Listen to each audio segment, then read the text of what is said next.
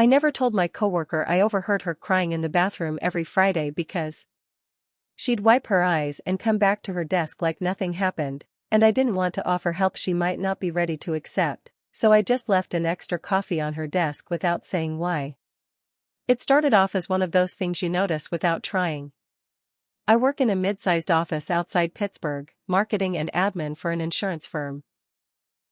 We're on the 4th floor of a pretty bland building with blue-gray carpet and flickering overhead lights. Nothing special. Everyone has a cubicle except the managers, and we all share one break room with an old microwave and a fridge that smells like someone died in it once. I'm not especially social at work. I've been there almost 5 years. I say good morning, I do my job, I go home. Not cold, just quiet. People respect that. Amanda was kind of the same. She started maybe a year and a half after me. I remember her first week because she showed up with this neat blue lunch bag and she sat in the corner during meetings, always scribbling notes but never speaking. Early 30s, soft voice, brown hair always tied back. She had this way of disappearing into herself even while sitting right next to you. We never really talked beyond morning and have a good weekend. I think I made her laugh once. I spilled coffee on my own shoe in the break room and muttered something under my breath. She smiled but didn't say anything. That was the extent of it. It was maybe 3 months after she started that I first heard it. I'd gone into the break room on a Friday afternoon. It was quiet, a lot of people work remote Fridays or leave early. I was heating up some leftovers when I heard this sound through the vent. The break room is right next to the bathroom, and the building's ductwork is old. If someone talks loud in there, you hear it in the break room, not clearly, but enough. This wasn't talking, though. It was crying. At first, I wasn't even sure. It was soft. But then I heard it again, that kind of breathing where someone's trying not to let it out, trying to keep it quiet. I paused, unsure what to do. I didn't know who it was. I just left my food and walked back to my desk. Figured maybe it was a bad phone call, or something personal. But then it happened the next Friday. Same time. Same soft crying. That's when I noticed Amanda was always away from her desk around 3:15. Every Friday. And every Friday, the same sound came through the vent. I didn't know what to do with that. We weren't close. And I wasn't supposed to know. She never came back red-faced or puffy-eyed. She always looked composed. Maybe a little tired, but nothing you'd point out. The 4th Friday I heard it, I stayed in the break room longer than usual, listening. I felt awful, like I was spying. But I also couldn't ignore it anymore. And then I noticed something else. When she came back to her desk, she'd always glance around first. Like checking to see if anyone noticed. Then she'd sit down and go right back to typing. That made me feel even worse. So I didn't say anything. But I couldn't just do nothing. The next Friday, I bought an extra coffee on my way in, just a plain black one, no sugar. I'd remembered from a group order a few weeks back that she drank it that way. Around 3:00, I waited until she got up. Once I heard the bathroom door close, I slipped over and left the coffee on her desk. No note. Just the cup, still warm. I went back to my seat and tried to act normal. She came back 10 minutes later, saw the cup, and paused. I watched her, discreetly, from over the cubicle wall. She picked it up. Looked around once. Then sat down and sipped it. Didn't say a word. That became a thing. Every Friday after that, I left a coffee on her desk. She never asked about it. Never mentioned it. But she always drank it. And I kept hearing the crying. I told myself maybe it helped. Maybe it didn't. But I wasn't doing it for thanks. I just didn't want her to feel alone, even if she didn't want to talk.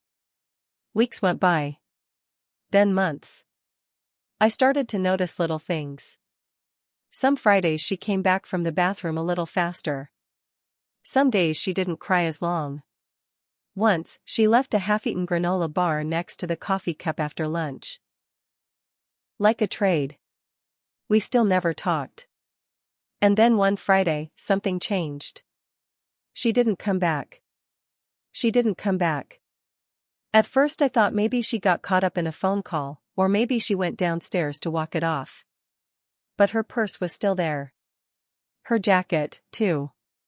The coffee I'd left was untouched, still sitting on her desk. After 20 minutes, I started to feel uneasy. I stood up and walked toward the break room, like I was just grabbing something, but my eyes went to the bathroom door. It was closed. I waited. Another 5 minutes. Then I knocked. No answer. I knocked again, louder this time. Still nothing. Something in me said to try the handle. It wasn't locked. I pushed the door open slowly, unsure what I was expecting. Amanda was at the far end of the bathroom, standing at the sink. She had both hands on the edge, head down, breathing heavy like she'd been running. She didn't turn around. "Amanda?" I said it quiet, like I was afraid to break something. She didn't move. But I saw her shoulders rise and fall, fast. Like panic. I stepped in slowly, careful not to scare her. She finally looked up. Her eyes were red. Her cheeks soaked. She looked right at me, and for a second, I thought she might scream or yell or tell me to leave. But she didn't. She just said, "I'm sorry." That's all. Just that. And she started crying again, not quiet this time. Not holding it in. Just full-on, helpless sobbing. The kind that racks your whole body. I didn't know what to do. I froze for a second, then grabbed a wad of paper towels from the dispenser and handed them to her. She took them but didn't say anything else. Just kept wiping her face. I didn't mean to. I didn't even know what I was trying to say. "I've been leaving the coffee." She looked up again. Her face changed. "You?" she whispered. I nodded. She shook her head slowly, like she wasn't sure whether to be grateful or embarrassed. Then she said something that stuck with me. "I was hoping it was you. But I didn't want to know. Because if I knew, I'd have to say something." We stood there for another few minutes. Me awkwardly leaning against the wall, her trying to pull herself back together. Eventually, she said, "I come in here every Friday because that's the day the custody schedule switches. My ex picks her up at 4 o'clock.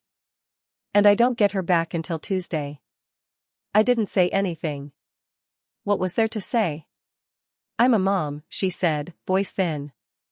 "But I feel like half of one now." It hit me like a punch to the chest.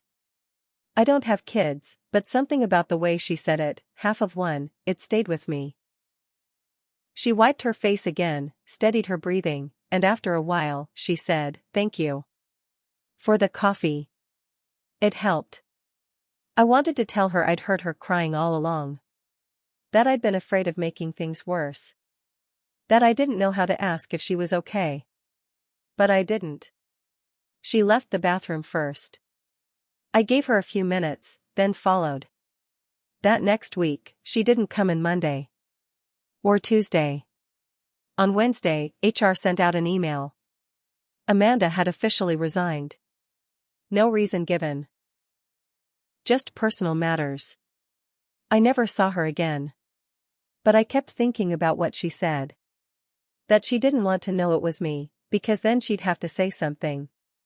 A few weeks after Amanda left, things at the office went back to normal, on the surface. Her desk was empty for a while.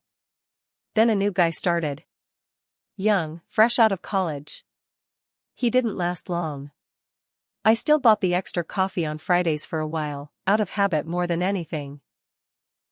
I'd leave it on the counter in the break room or give it to whoever was around. But it didn't feel right. One Friday, maybe a month after Amanda quit, I was organizing the supply closet and found something tucked behind one of the binders on the top shelf, a folded piece of paper in a clear plastic sleeve. It had my name on it. Just my name. Written in neat handwriting. No envelope. I hesitated before opening it. It was from Amanda. She must have left it before she quit. Maybe didn't have the nerve to hand it to me. It wasn't long. Just a few lines. I knew it was you. I always knew. I didn't ask because I couldn't risk falling apart in front of someone who saw me. But you were the only person who made me feel less invisible. Thank you for that. I hope you're okay, too. No signature. No date. Just those words. I sat on the floor of the supply closet for a while after that, holding the paper. I didn't realize how much I needed to hear it until I read it. That was when I started thinking about something I'd never really asked myself: why did I care so much? Why did I listen for her every Friday? Why did I buy the coffee week after week? And the answer hit harder than I expected. Because I knew what it was like to cry quietly, where no one could see. I'd been through my own version of it years earlier, different circumstances, but the same kind of hurt. My dad passed suddenly. No warning. No goodbye. I showed up at work the following Monday because I didn't know what else to do. I held it in all day, every day, and broke down in the office bathroom during lunch. Not every Friday. Every day. No one ever said anything. I realized Amanda and I weren't that different. Two quiet people trying to survive without making noise. And that's when I decided to find her. Not to force anything. Not to intrude. Just to check. I still had the old contact sheet from when she started. They'd printed one out for the department. It had her emergency contact on it. Her sister. I thought about it for days before making the call. When I finally did, her sister answered, cautious but polite. When I asked if Amanda was okay, there was a pause. Then her sister said, "She's trying. She's back home with our mom in New Jersey. She's been through a lot." I didn't ask for details. I didn't need to know everything. I just said, "Tell her the coffee was from me." And that I meant it. Her sister was quiet for a moment. Then she said, "She'll want to know that." Thank you. That was it. That was the last contact I had. Amanda never called. Never emailed. But I didn't expect her to. Some things are too tender to revisit. Sometimes I still walk into the break room on Fridays at 3:15 without meaning to. And every time I do, I catch myself listening, not for Amanda exactly, but for that quiet kind of grief people carry around, hoping no one hears. And it makes me wonder how many of us walk past each other every day, holding something just barely together. How many people are crying behind thin walls, just waiting for someone to leave them a coffee without asking why?